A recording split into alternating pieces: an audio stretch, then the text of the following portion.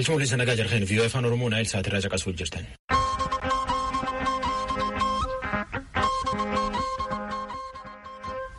Viiyoo afaan Oromoo wixataa Jimaataa galgal sa'aatii 2 akka haga sa'aatii 3 meetira baandii 22-25-31 fi viiyoo 24 Naayil Saatirraa caqasuu jirtan laayyuu jalqabna. Arguyyaa wixata onkololeessee 12/2020 keessa jirra. Ansoraa Laqeeti. Waan argamnu oduun jalqabna jalannee nutti.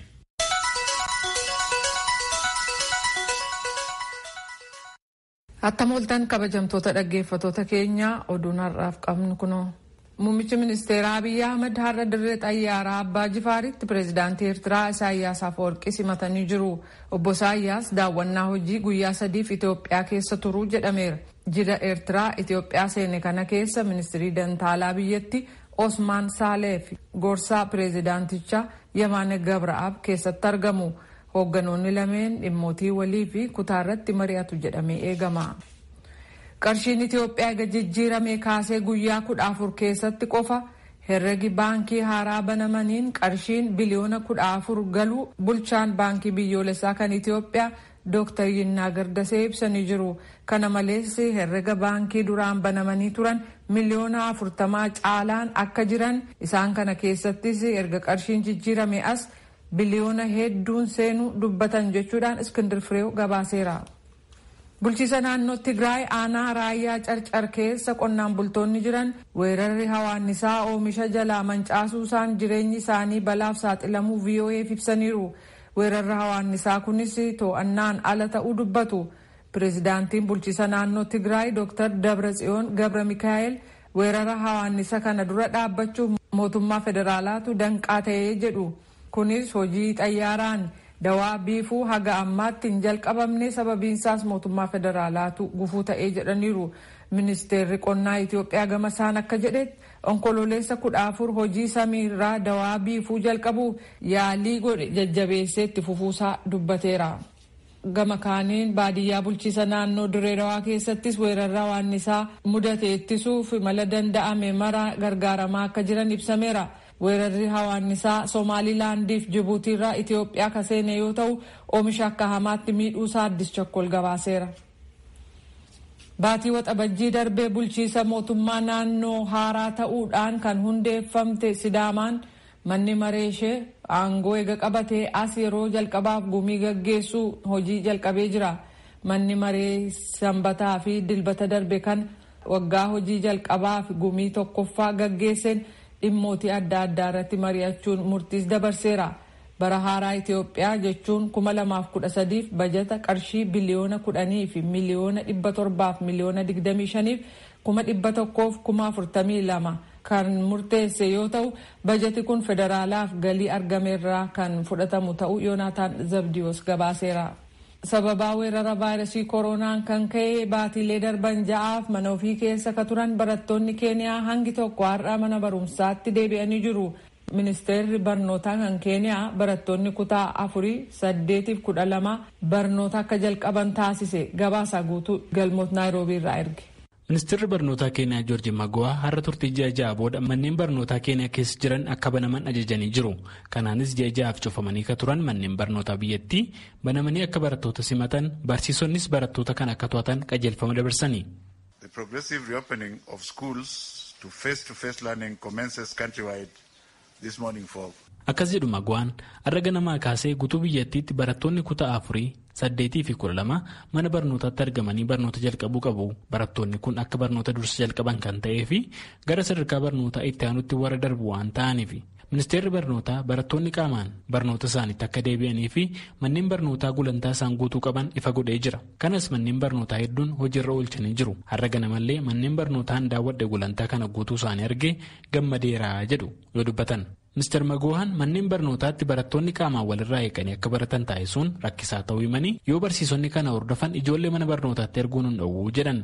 Dabalanis ijoolleen ofitti manamummaan akka barnoota itti fufan barattoota warra manatti hafanis murtee kanarratti hundaa'uun ministeerri barnootaa biyyattii dhiyootti barnootatti deebisaa jedhan.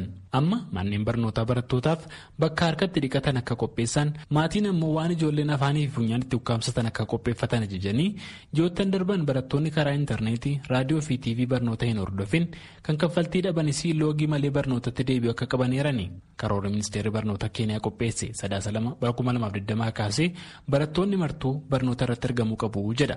Gabaasa Sagalee Ameerikaaf Galmoo Daawit Naayiroobii. Kan dhaggeeffataa jirtan raadiyoo Sagalee Ameerikaa sagantaa Afaan Oromooti. Manni murtii imaammata baasuuf yaaluu hin qabu isa kana pireezidaantii Ameerikaa fi koongiressaaf dhiisuu qabnaa jechuudhaan kan haadha murtii mana murtii muummicha Yuunaayitid Isteetsi du'aan boqotan bakka buusuuf Tiraampiin maqaa dhaaman Eemii Baaret senatorotaatti har'a dubbachuuf jiru. Kunis wiixata har'aa jalqabee muudama haaraa kanaaf dhiyaachuu isaanii kan ilaaleen senatoroonni falmii irratti gaggeessu. Eemiin ibsa duraan dursanii baasaniin qoodi mana murtii olaanaa rakkoo hundumaa furuu yookaan immoo dogoggora sirreessuu qofa mitii jedhaniiru. Vaayirasii koronaan qabamuu isaanii ega beeksisanii kan torban tokko darbe pireezidaant Doonaald Tiraamp dilbata kaleessaa fayyaan koo haala gaariirra jira jechuudhaan dawaan fudhataa jiranis akka hin jirre dubbataniiru. Vaayirasii hamaa kan chaayinaa ittiin jedhan san injifadheera jechuudhaan Tiraamp dilbata kaleessaa televiziyoona Fox jedhamuuf bilbilaan ibsan. Qaami koo dhukkubicha ofirraa ittisuu danda'eera, kunis kan yeroo dheeraa gabaabaa yookaan guutummaa jireenya koo ta'uu malaa jedhaniiru.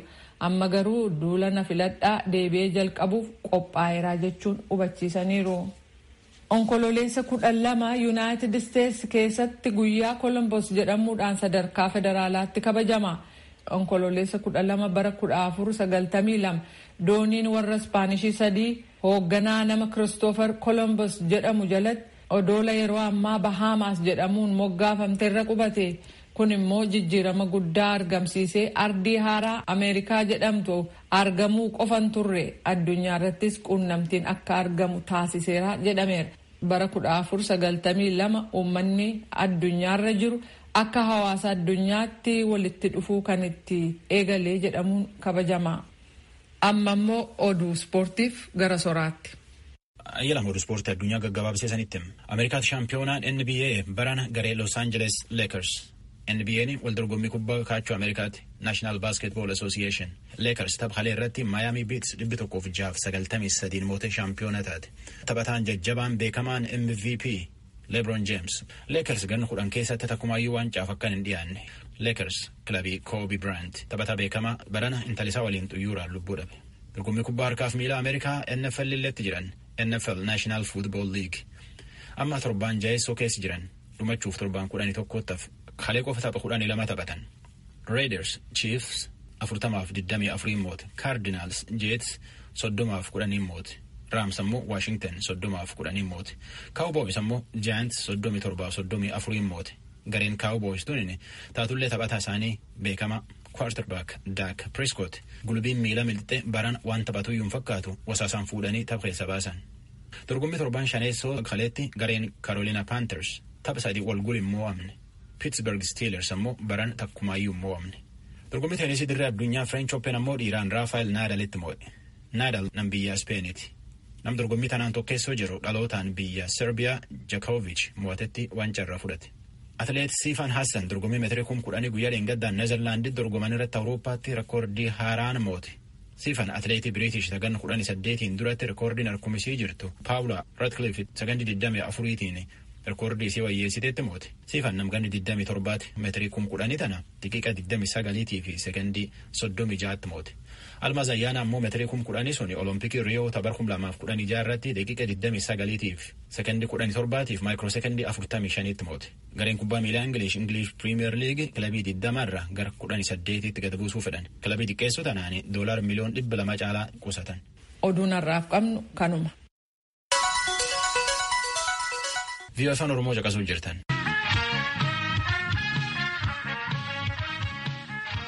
Bulchiinsi Finfinnee dhaabbilee fi miidiyaalee bara kana irreechaaf masqalii akka nagaan dhumatu qooda guddaa qabaatan jedhee waraqata ragaa kennee galateeffate. Badhaasa addee Adaanech Abebeet kenne waan danda'an cufaan qooda keessa qabaachaa hojjetanii jettee galateeffatte. Saayidaamtoota erge.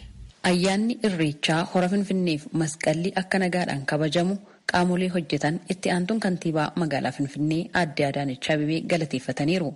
Uummanniif biyyi jiraachuun kan mirkanaa'u yoo nageenyi mirkanaa'e jiraate qofaadhaa kan jiran aadde Adaanech yeroo ijaarsi biyyattii eegaletti qormaanni hedduun mudachuu ibsaniiru.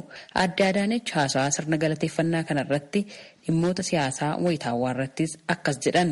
ያው ዛሬ ደግሞ እንደሚታወቀው ጥቅምት 1 ነው መስከረም 30 አልፏል Egaa akkuma beekamu onkoloolessa tokkodha fulbaanni 30 darbeera biyyi keenya Itoophiyaan uummannis mootummaanis nagaadha galata waaqayyoo nuti yeroo hundumaa guyyaa dhufu kamuu milkaa'ina ce'umsa keenyaa taasifnee imala keenyatti fufna daandiin itti adeemaa jirru daandiirra dhufne caalaa tumsa hunda keenyaa barbaachisa jedhan aadde Adaanech. Afayaa'iin mana maree bakka bu'oota uummataa obbo Taaggasee Caafoo dubbii dubbataniin nageenyi bu'uura waa hundaati jechuun hundumtuu nageenyi mirkanaa'e akka jiraatuuf hojjechuun dirqamaa jedhan. ሁላችንም ሰላም ያስፈልጋል ለሰላማችን ሁላችን ደግሞ መትጋት hunduma keenya nageenyi nu barbaachisa nageenya keenyaaf immoo hundi keenya hojjechuu qabna deemsa keessa immoo rakkoon nageenyaa yoo mudate olaantummaa seeraa kabachiisuun dirqama olaantummaa seeraa kabachiisuuf bulchiisa magaalaa Finfinneetti dabalatee hundi keenya walii tumsuun akka wal bira dhaabannuun imaanaa jedha. Adara ለማለት እፈልጋለሁ. Sagantaadhuma kanarratti afayaa'iin mana maree federeeshinii obbo Adam Faaraa akka jiranitti nageenyi misoomaa fi bulchiinsa gaariidhaaf bu'uura.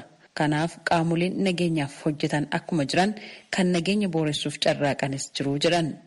አዲስ አበባ ከተማ አስተዳደር bulchiisi magaalaa Finfinnee akkasumas dhaabbileen nageenyaa federaalaa Finfinnee qaamolee dhimmi ilaallatu waliin ta'uudhaan Finfinnee magaalaa biyyattiif Afrikaa taate keessatti ayyaanni Irreechaa, daamotii masqalaaf, ayyaanonni amantaaf, hawaasaa kanneen biroon akka nagaan kabajamaniif gumaacha isin taasistaniif maqaa mana maree federeeshiniif maqaa kootiin galatan galcha.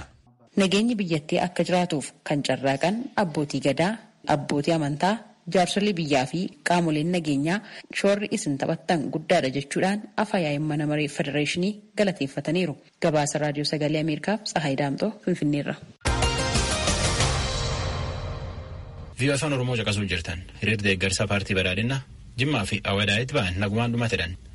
Hiriir mormii mootummaa Halee Baalee Roobeetti bayan irratti immoo nam tokko ijjeessan bulchiinsi magaalaa Roobee olaantummaa seeraa kabachiisuuf tarkaanfii kan fudhatanii jedheen Muktaar Jamaalin nu erge. Mata duree wal falmisiisaan sababa weerara koronaa vaayirasiin wal qabateetiniin umrii mootummaa waggaa tokkoon ol dabaluu ka'eetiniin erga jedhee as falmeen qaamolee siyaasaa bira ture gama ummataatitti gadi bu'ee gama kaaniin deeggarsa gama kaaniin ammoo mormiin dhagahamuu jalqabeetiniin jira. Tibba kana magaala Jimmaa fi Harargee Bahaa magaalaa Awwadaayitti deeggarsi paartii badhaadhinaatii fi bulchiinsa mootummaa Abiy Ahmed deeggaruudhaaf kan bahame yoo ta'u magaala Baalee Roobeetti ammoo guyyaa kaleessaa mormii bulchiinsa Dr. Abiy Ahmed mormuudhaan bahameen lubbuun nama tokko darbeetiniin jira. Deeggarsa guyyaa kaleessaatii fi dheengaddaa magaala Jimmaa fi aanolee naannoo Jimmaatitti taasifameen hojiileen misoomaallee wal duukaa taasifamaniitiniin jiru jedhu qindeessaa sochii kanaa keessaa tokko kan ta'an obbo Dimaamuu Nigaatuu. Jimma irratti sadarkaalee garaagaraa irratti karaa qindoome fi hiriirri cimaan godhamuu baatus hawaasni fi dargaggoonni sadarkaan jiran deeggarsa mootummaa biyya bulchaa jiruu fi paartii biyya hoogganaa jiru miirri deeggaruu sadarkaalee adda addaa irratti bakka wal ga'e hundattiyyuu deeggarsa mootummaa kanaaf mul'isaa ture jira.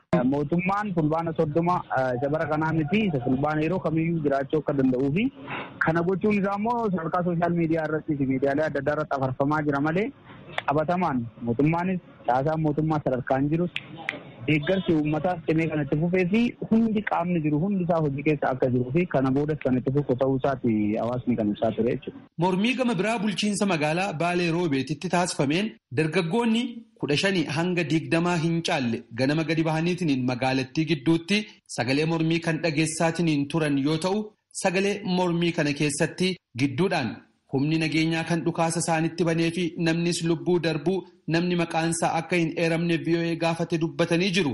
Hiriirri mormii kun eegalee daqiiqaawwan 30 booda humni addaa poolisii Oromiyaa paatroolii lan dhufee qeerroowwan hiriira karaa nagaatiin bifa nagaatiin gaggeessaa turan irratti dhukaasa banamee hiriira bittinsuu irratti addaan fiigamee kan booda qeerroo tokko qeerroo wal abdurroo humna addaa Oromiyaa rasaasaan dhahamee mataa keessa dhahamee wareegame jechuudha.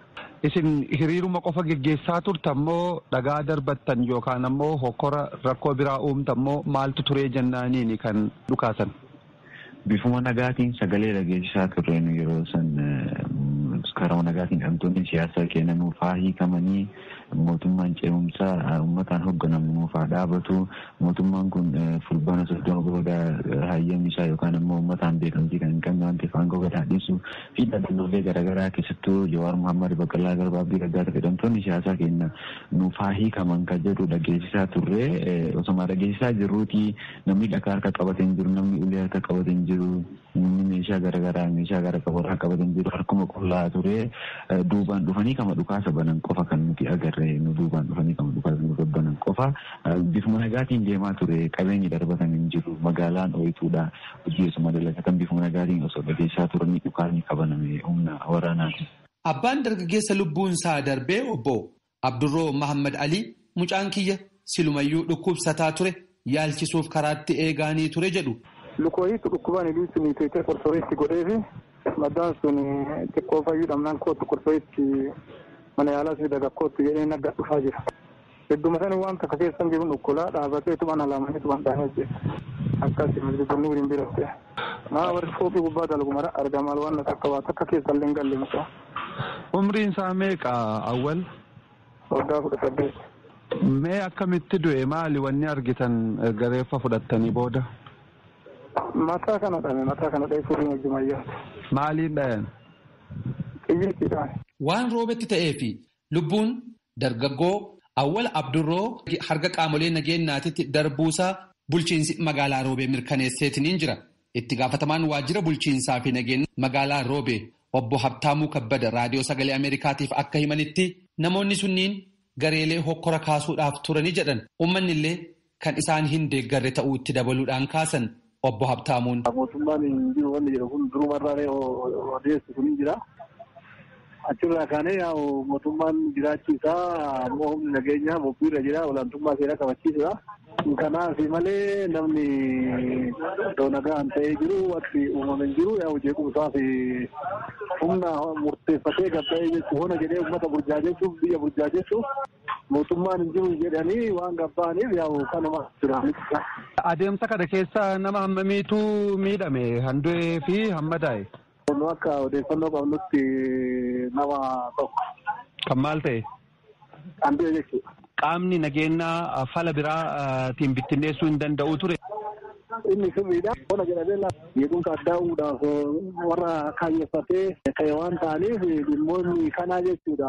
Kanaaf norma tarkaanfii kana fudhachuu odoo hin taane olaantummaa seeraa mirkaneessuun barbaachisaadha.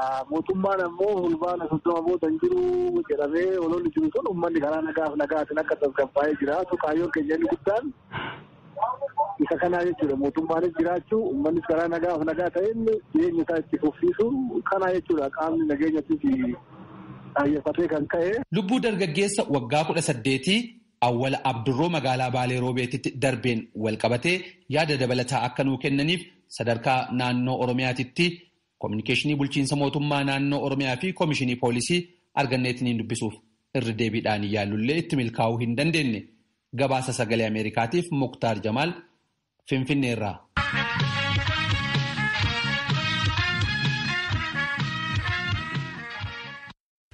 VOA Afaan Oromoo meetira baandii 22,25,31 ofirraa fi Naayil Saatirraa caqasuu jirtani.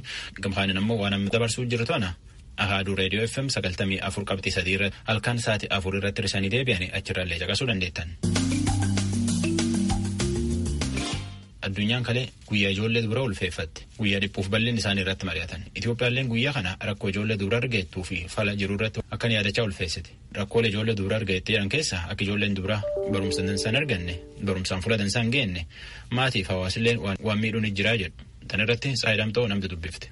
Guyyaan shamarran idila addunyaa onkoloolessa 11 kabajamu kaleessa sadarkaa addunyaatti kabajamee ooleera.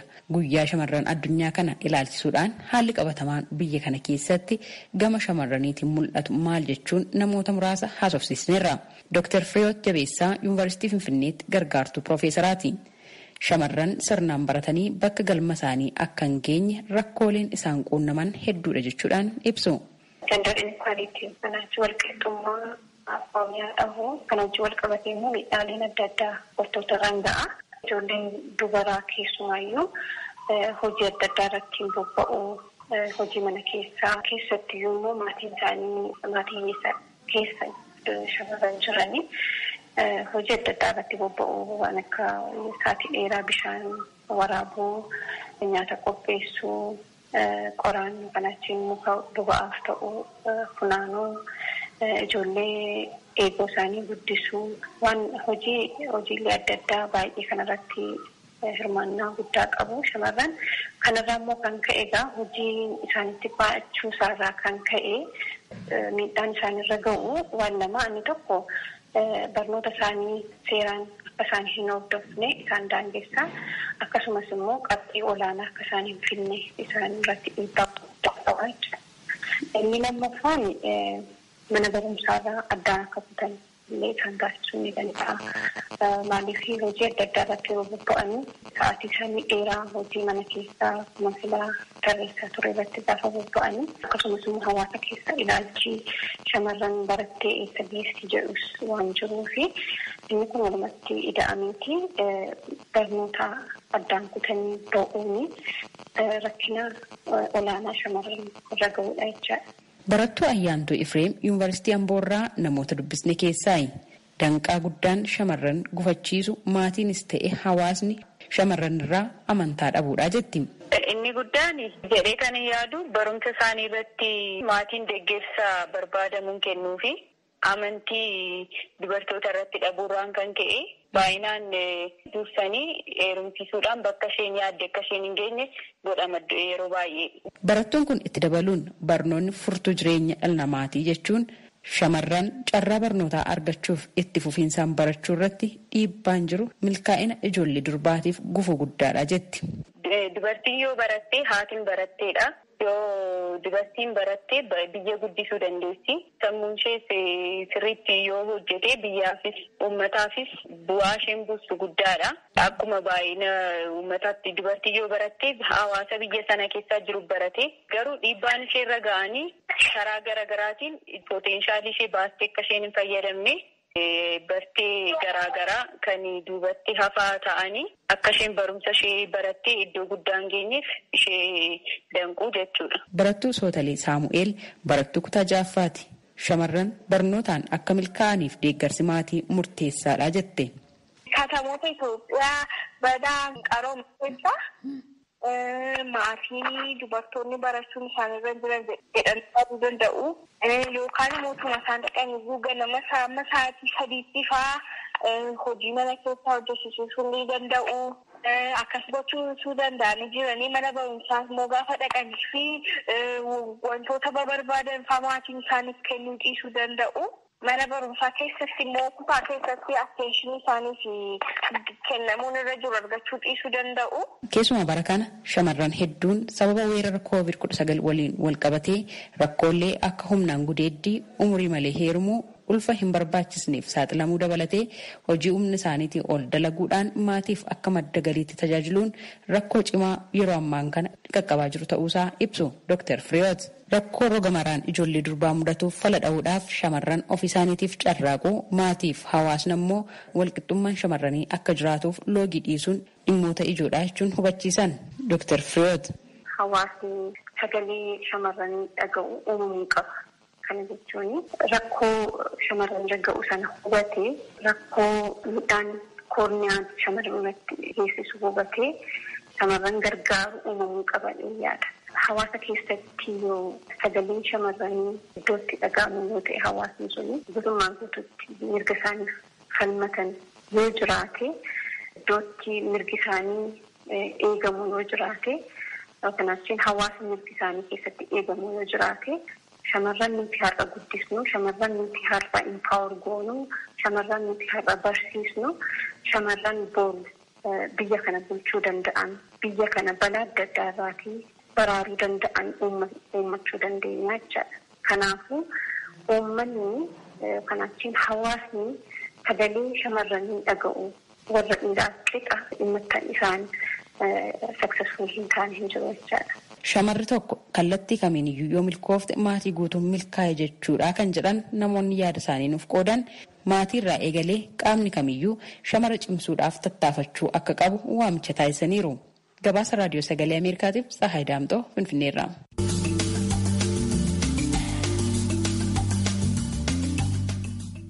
VOA Afaan Oromoo caqasuu jirtan.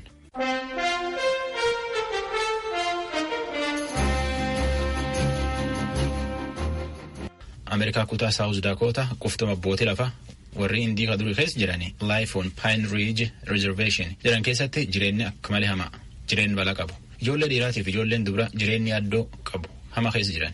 Taatullee gochii lakoota quftum sun keessa jiranii ijoollee lafaa dhufanii abdii ta'utti jiran. Viktooriyaa Kupchuungitti nu erge tujubeen nutti.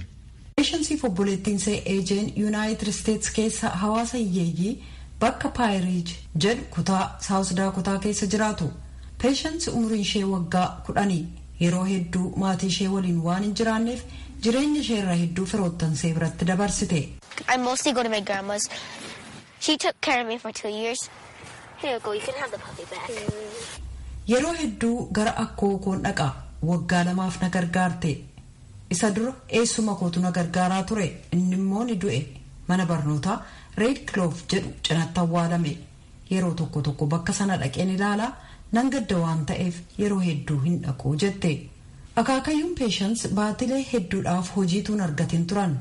Ho'a ibsaarraa maddu argachuun qaalii waan ta'eef qoraan bobeeffatu. Aniif Peeshans jedhan akaakayyuunsee dhaloota arfaffaadha. Peeshans gara akaakayyuu ishee ilaalaa an dubartii lakootaati miti jettee gaafatte. We here the Oglala Lakota band. We got a mean loss of identity here. Nuti asitti baandii Oglaalaa Laakootaa jedhamu qabna. Sababa dirqisiisamuun kabirootti makamneef eenyummaan keenya badee jedhan. Gosi Laakootaa jedhamu gafarsa adamsuun beekama.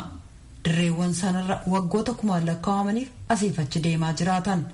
Xumura jaarraa 19ffaatti qabe hanga walakkeessa jaarraa 20ffaatti gosoonni kun jiraattota naannoo waliin akka wal makaniif poolisiin federaalaa Yuunaayitid Isteets isaan dirqisiise. Ijoollee gosoota Laakootaaf gosoota kanneen biroo mana isaaniitii akka ba'an poolisiin dirqisiisee akkasumas sirna aadaa isaanii akka hin geggeeffanneef afaan dhaloota isaanii akka hin dubbanne dhorke. Qonnaa irratti bobba'anii bakka qabatanii jiran akka jiraatan dirqisiifaman. Lammiiwwan Ameerikaa duraanii bakka Riij jedhamu keessa jiraatan kun mirga hanga tokko argataniiru. Garuu hedduun ammayyuu jireenya hamtuu ta'e sana keessa jiraachuu filatu. Bakki Pine Ridge jedhamu kun akkaataan teessuma isaa moggaatti ba'ee kan jiruuf qabeenyaan jirus hagas waan hin taaneef yakki bakka itti heddummaatu. Hojii dhabiinsi 180%. Daawaa sammuu adoochuuf dhugaatiin alkoolii ijoolleen durbaa achi buuteen dhabamuuf humnoonni nagaa eegsisan bakka sanaa dhabamuun qaamuma jireenya isaaniiti. Dubartoonni gosa Laakootaa haalli isaa hamtuu ta'uyyuu egeree isaaniif murteeffataniiru. Walii keenya gargaaruu qabna intalootaaf egeree keenyaafi jedhu. Kanaaf sagantaa Imaajin jedhutu hundeeffame. Intaloonni keenya ofii isaaniin akka boonan akkamiin qulqullina isaanii akka eeggatan hubachiisuuf gargaara sagantaan kun jedhan. Sagantaan kun dhalattoonni naannoo ijoolleen durbaa ennaa ga'eessota ta'an hawaasa ofii uummachuudhaaf bakka isaan itti torbanitti dhaqanii bashannanan waa'ee rakkoo isaanii mari'ataniif carraa jiru barbaaduuf bakka mijataa uumuuf irratti hojjeta. Keelii Halmaan daayirektara sagantaa Imaajin jedhu kanaati.